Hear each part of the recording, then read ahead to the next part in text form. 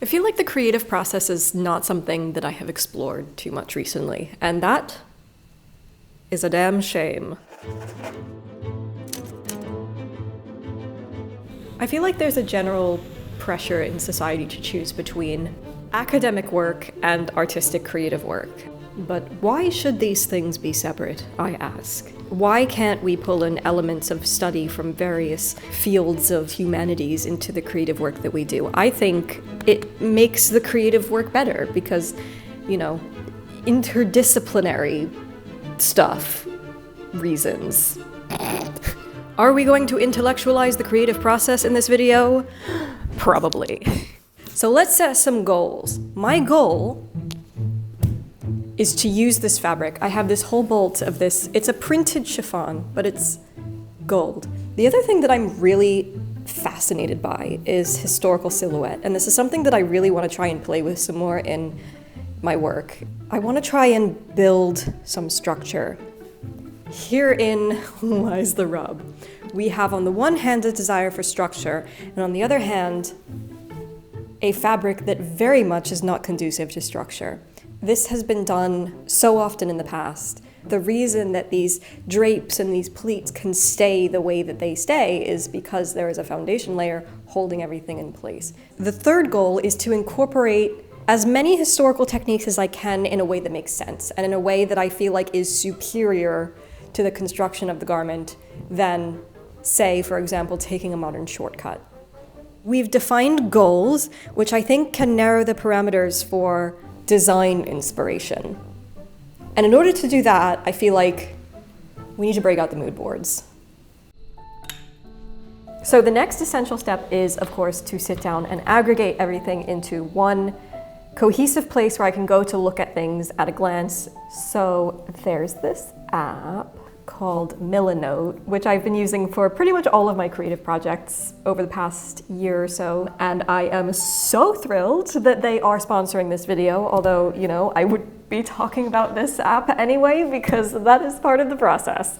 If you caught our little animated feature that Danny and I did here on the channel last month, you might be very pleased to see that Milanote was super helpful in helping Danny and I to communicate about the whole creative process for that. Danny was uploading character and setting concepts to the board. I was uploading costume designs for Danny to take and put on the characters. I cannot more highly recommend this.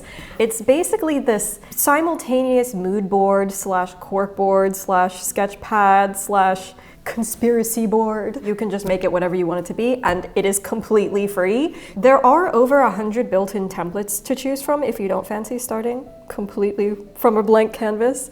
Project Moodboard. Ooh, this is a vibe. My instinct is always just to jump in with a blank canvas and just start putting images places, but they are pretty cool. Okay, I think I am just gonna go rogue about this and just kind of do my own thing. So I've done a requisite trawl of Pinterest and the general internet to find some images that I think really vibe with this project. Whatever this project is going to turn out to be. I'm also collecting any links of things that might be useful. I was particularly intrigued by Sargent's Madame X, which, let's be real, she just slays. But I really particularly like the chain strap on her dress. The combination of the delicate, drapey, flowy dress with some sort of metallic hardware element to it. I've also done a little bit of research on, chain hardware, what's out there, what different textures are there, and I can clip these links and put them right on my Milanote board. I'm not committing to purchasing any materials yet, but this way I have all of my materials in place so that if I decide, this is the one that I want, this is the vibe that I want, I can just really easily find that. I love how easy it is to just copy and paste images directly onto your board. This is by far the easiest solution that I've come across for quickly saving and organizing images. Then you can move it wherever you want. You can make notes right on top of the image or draw directly on top of the image so you can flag up specific things.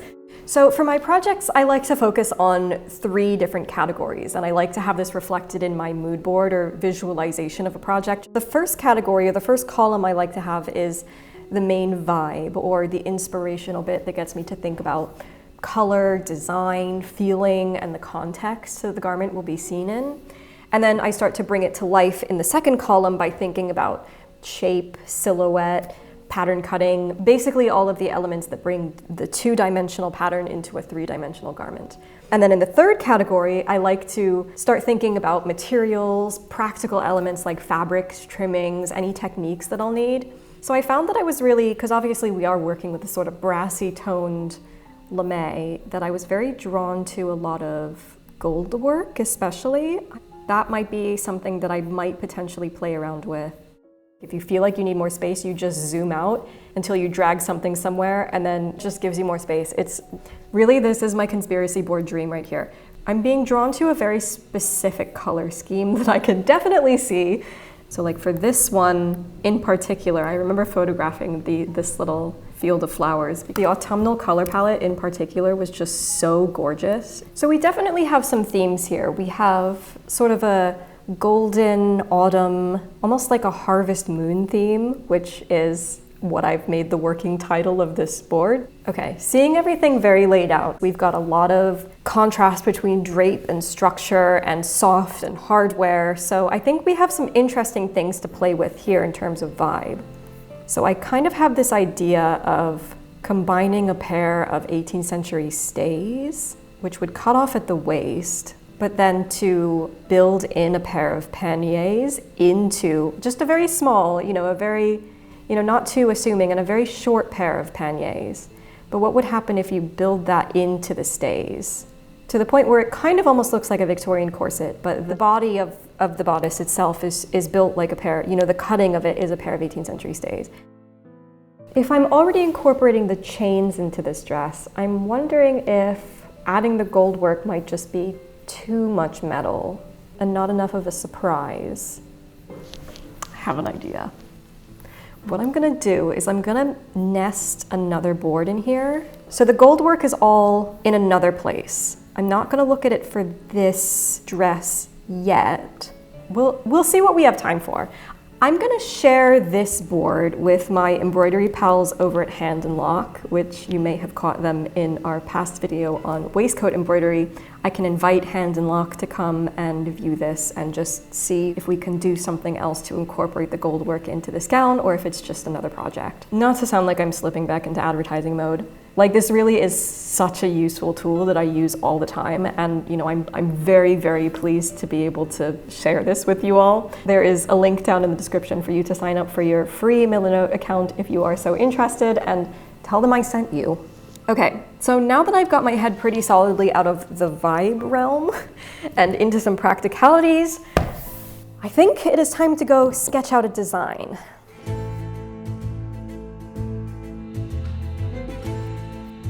So I work in textiles, but I do think it is important to find inspiration outside your medium. I find that only reading books on clothing and only going to fashion exhibitions at museums, it gets really boring. I think it's important for me in an artistic sense to cultivate interests surrounding just clothing. A lot of my inspiration comes from things that you wouldn't necessarily think are even remotely related to clothing. I love to look at architecture. I look at nature a lot, furniture, anything that has detail, and kind of in my everyday life, I'm always walking around and taking pictures of the seemingly littlest things. So when I am doing research for a new project, I can very easily just go through my camera roll and find little bits and pieces of things that could end up being really useful to sparking a certain thought process and sending me down a little inspirational rabbit hole.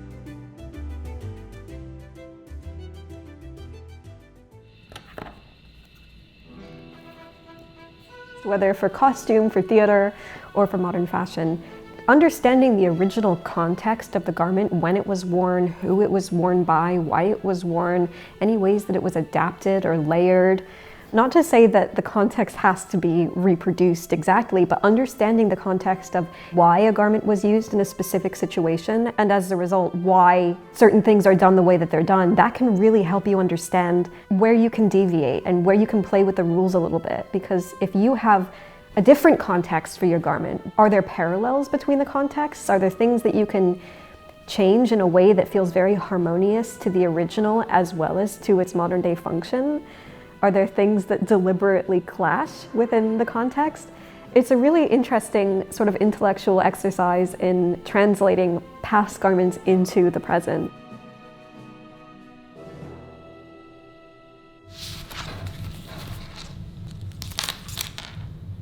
Now that I have a vague plan in place, I'm going to try to bring things into 3 dimensions to see if this works. Starting with drafting the stays. I'm doing this according to the method which dress historian Luca Costigliolo has deduced as being probably the most likely method used in the 18th century. Rather than being drafted on the straight grain like a lot of modern and 19th century corsets, a lot of surviving stays suggest that these were drafted on curves to follow the waistline. He explains this method in great detail at the very end of Patterns of Fashion 5, which I highly recommend giving a read if you are curious to learn more about this. I have done this actually once before, but in like tiny scale, like in comic scale. So while I'm familiar with the theory of this method, it's going to be really interesting to put this into human scale practice. See, because I'm not doing the skirts at the bottom, so this is going to be like the weirdest seam down here. Okay, then this one, which doesn't go up as high as it should, to here.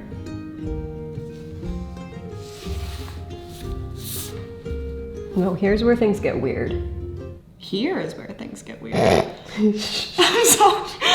Sorry. I don't know how I'm judging you right now. I literally am seam ripping at this current point in time.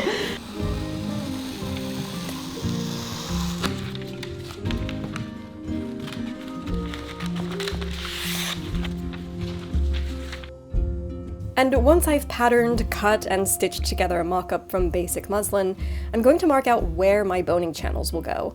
Oh yeah, we were working super late this night, but one of our blessed neighbors left a whole chocolate cake in the kitchen for everyone to enjoy, and enjoy we very much did. While it is super important to put bones in foundation mock-ups because you really can't get a sense of how a stiffened garment will look and behave without the, stiffening, your girl does not have time to be sewing boning channels into a mock-up. So anyway, gaff tape. Fortunately, a really quick and handy hack for getting bones to stay where you put them is to use a very strong tape. Duct or gaff tape are preferred. Trust me, those little noobs are staying put. Okay, but why does it actually kind of make these dumpster stays a look? I think I came up with a rough bone plan, vaguely following the pair of half-bone stays in Patterns of Fashion 5, page 107, while incorporating the double horizontal rail seen prominently on the brown pair held in the School of Historical Dress collection. This rail is really the secret sauce of 18th and 17th century stays.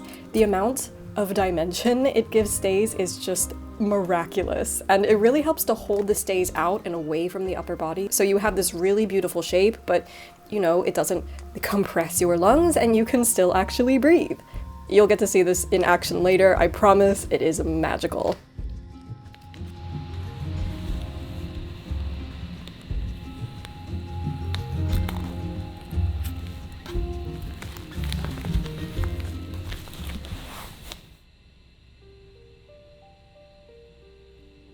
With the stays set to go, I'm going to draft up the pannier parts that'll be sculpted over the hips.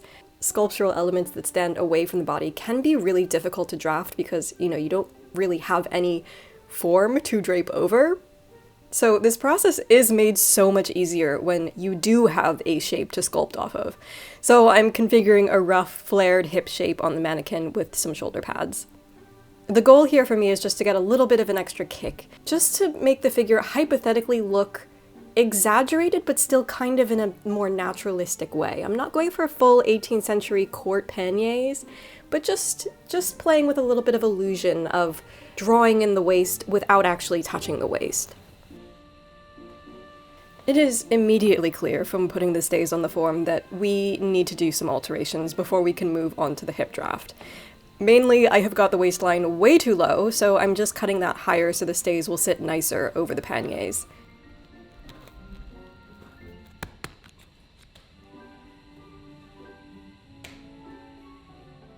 There is also a smidge too much room between the side front and the back panels, so I'm just pinching that out to help them sit a little bit flatter. Now that I've seen these on a human form, I can immediately tell where the side seam is actually going to be, despite the diagonally laid panels, and I can thus tell where I'm going to want some nice big thick steels to run down the side seam and to curve smoothly into the pannier. I think. Now to drape. Making sure my straight and cross grains are in line. I'm just going at the seams a little bit randomly, just to get a sense of what's going to work, just to get something in place. I can change the positioning of the seam lines later and it'll be no problem. All that's left to do now is to transfer all my notes and alterations onto my pattern shapes. I just love getting to draw right on mockups. It is so satisfying and so efficient.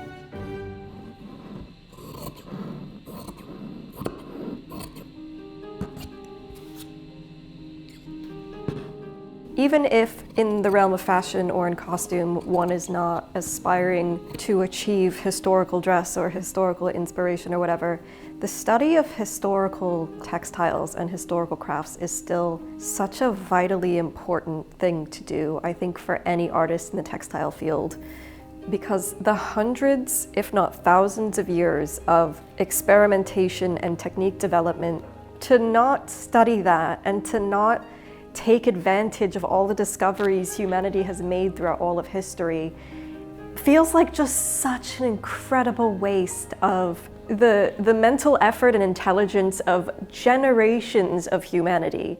Traditions of human craftsmanship that have been passed down from generation to generation to generation, much of which has not been recorded and has just been like passed down through teaching. How much has been lost, how much we are so lucky and privileged to still have with us today. Implementing them in the modern day, in modern contexts, with modern technology, with modern fabrics, can really utterly transform the work of modern fashion. Because inevitably, like, you can't escape the modernity. We are here in the 21st century sometimes. So now that I have a pretty good idea of the design direction I'm headed in and have solved the biggest engineering challenge of the project, I think, or at least I hope, I think I'm ready to give this a shot in actual fabric. Do be sure to stick around and subscribe if you would like to see that come up on your feed at some point in the future. And if you're still in a sewing mood, might I suggest taking a dive down one of my completed project series, which I will sneak up for you in one of those handy little cards. A huge thank you once again to Milanote for sponsoring this video. Do go check them out below if you've got your own projects brewing in the back of your mind. And I shall see you next time.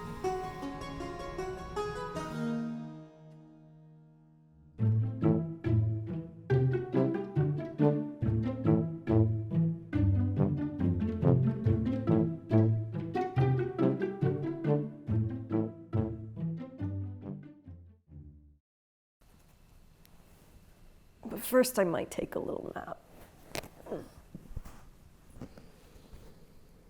Oh my god, this is so comfy.